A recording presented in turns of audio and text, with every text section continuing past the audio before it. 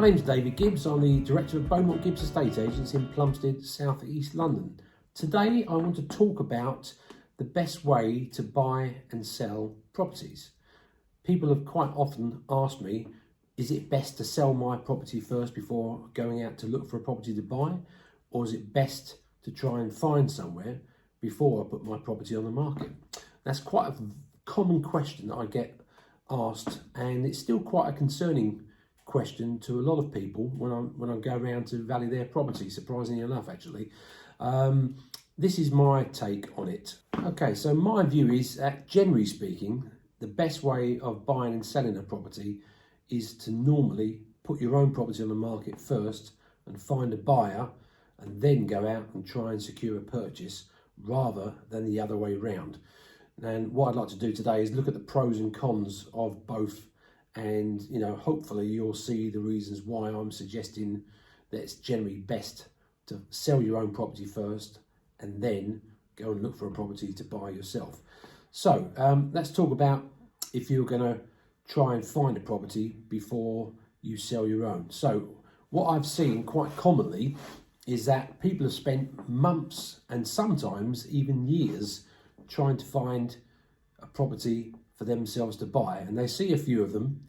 By the time they've actually got round to viewing them, more often than not, there's been interest by some other people, and by the time they've even inquired about getting their own property in the market, those properties have actually ended up being sold, and so they've lost out on them, and they've spent months and months and months trying to find the property sometimes they're interested in, only to find it slip through their grasp.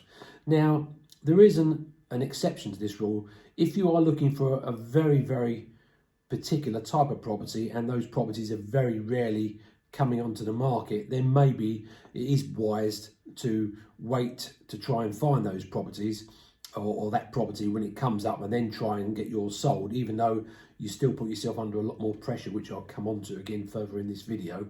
But if it is a very specific type of property and they very rarely come on, then unless you're in a position where you can sell your property and vacate and move into temporary accommodation, that's probably the best way of doing it, is to actually try and find that property and then try and get yours sold and hope that you can get it sold in time to secure the property that you've seen. So in normal circumstances, however, that I do find that it is quite upsetting for people when they actually lose the property that they've set their hearts on.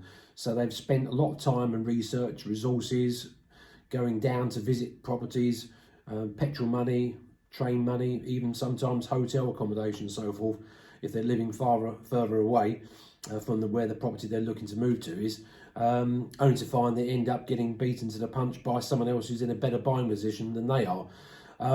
As agents, we have a duty of care, of course, to try and find the best buyer for our clients, and of course, those people are generally people that have already sold their property, or people with nothing to sell and first-time buyers.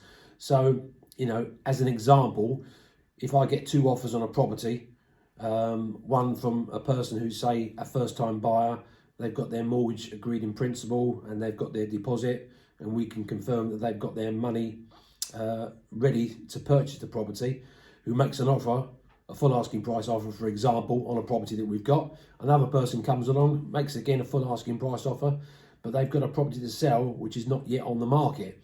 It's really a no-brainer as to who we're going to recommend to the owner to accept, and the owner themselves, are going to obviously say that they'll go with the first-time buyer, because there's no real benefit of trying to accept an offer from someone who's got a property to sell that's not even on the market yet, because they don't know how long it might take for them to sell their property. So, that's the reason in the main why it's always best to sell first. So going back to, say, what I mentioned about trying to find a property first.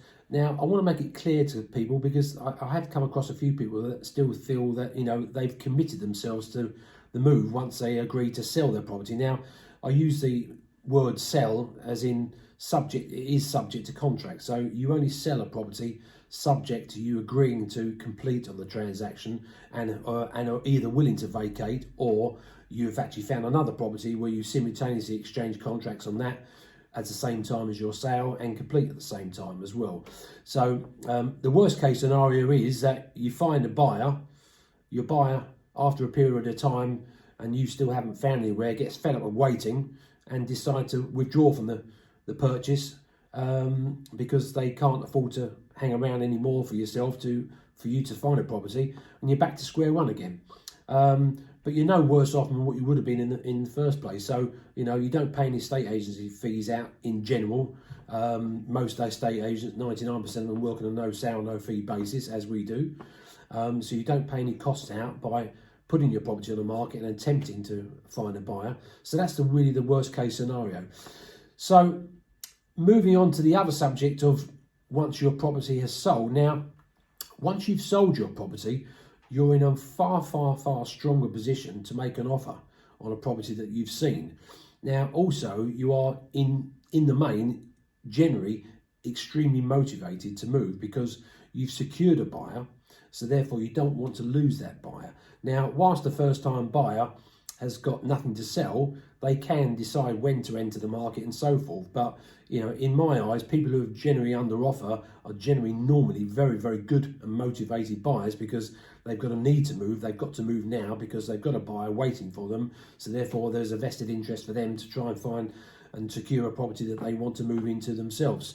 So once you've sold your property, you've got to re-register yourself with all the estate agents that you're looking to move into in the town that you're looking to move into. So even though you may be already registered with them previously, make sure that you call them up or email them, whichever way you want to communicate with them, and say that you've sold your property, you've got your mortgage agreed in principle, or you maybe even say cash from the sale of your own property, whichever the case may be is, and explain what sort of property you're looking for, explain that you can view quickly, because you've got to obviously that's another thing as well, you've got to make yourself available to move and view properties quickly when they come on.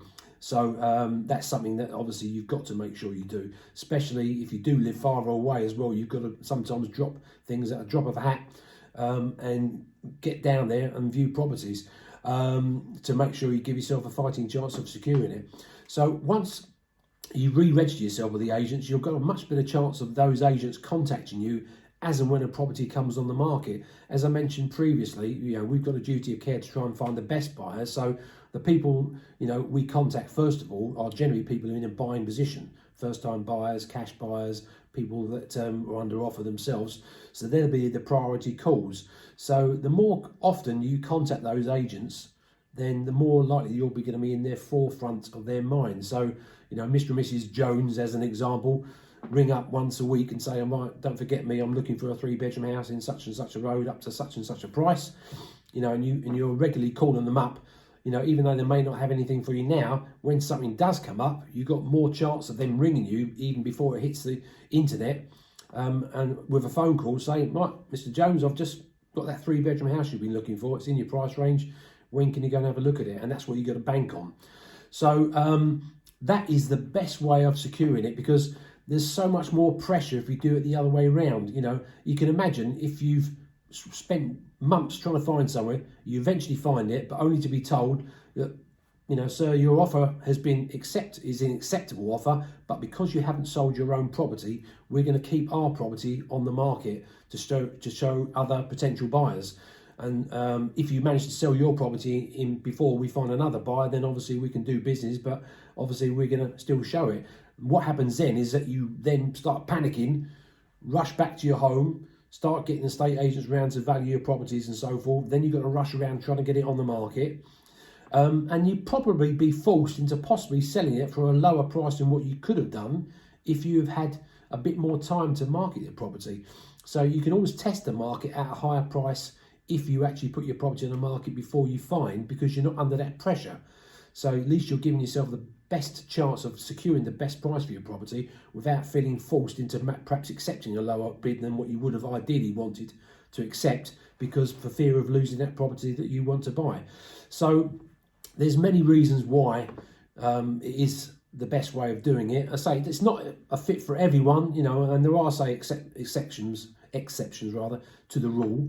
But in the main, what I do find, and I do strongly recommend, that you normally source the area that you're looking to move to, check out that you can afford to get the sort of property that you want in the area that that you're looking to move to. Once you've established you can get your sort of property in the budget you've got for yourself, that's the time really to put your own property on the market. So we put it on the market. If it was on with us, for example, we place it on the market, we secure a buyer, We go to the buyer and say, Mr. Buyer, just to let you know that Mr. and Mrs. Jones are happy to accept your offer. We just want to inform you that they haven't found a property yet, but they do know where they want to move to, and there are properties in that price range. So are you happy to wait for them? And more often than not, most first-time buyers or buyers in general are happy to give the owners a reasonable period of time to go out and look for a property, because they realise that not everyone is in a position where they can vacate the property themselves. So that way that you feel you're not under that pressure yourself. The buyers have been told that you haven't found somewhere yet, and they're happy to give you some time to go out and look. It's still advisable to get the legal work done in the meantime, because obviously the more further advanced you are in your sale, the further weight that would add to the property when you come to make an offer on that property that you found. So the agent will normally what's called check the chain out. They'll call us and confirm that we have sold your property, and we'd obviously confirm the details of the buyer and their positions and so forth. And obviously the further down the road the legal system process is, then the more better chance you've got of securing that purchase that you found. There's quite a lot of information to discuss on this subject, whether or not to sell first or find first. If there's anything else that you would like to discuss with me personally, I'll be more than happy to discuss it with yourselves.